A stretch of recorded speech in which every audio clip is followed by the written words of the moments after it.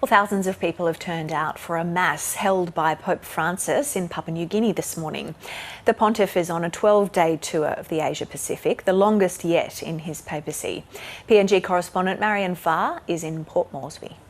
Well, it's actually quite serene despite there being such a large crowd. People started turning up at 2 o'clock in the morning, really eager to secure their seat and make sure that they do get a chance to see the Pope here in the flesh.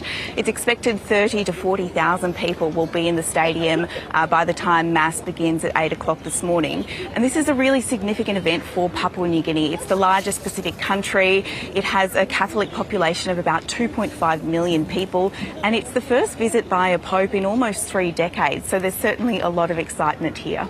And what messages has the Pope had for the people of PNG since being there? Well, the Pope addressed political and religious leaders yesterday, and he touched on a number of issues, including climate change and the need for sustainable use of Papua New Guinea's natural resources. He also pressed the need for a peaceful resolution to Bougainville's bid for independence.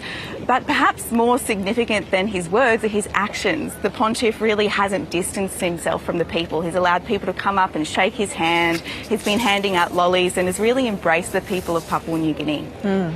Now, this Mass is the main public event. Obviously, a lot of people have turned out for that. What else is the Pope getting up to while he's there in Papua New Guinea?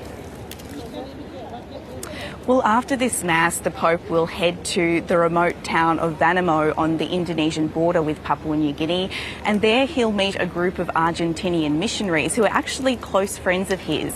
And this side trip was a personal request by the Pope, so there's a lovely personal aspect to that trip. After that, on Monday morning, he'll be back in Port Moresby and hold a meeting with youth leaders before he heads to Timor-Leste tomorrow on the third leg of his journey. All right, Marian Faa there in Port Moresby. Thank you.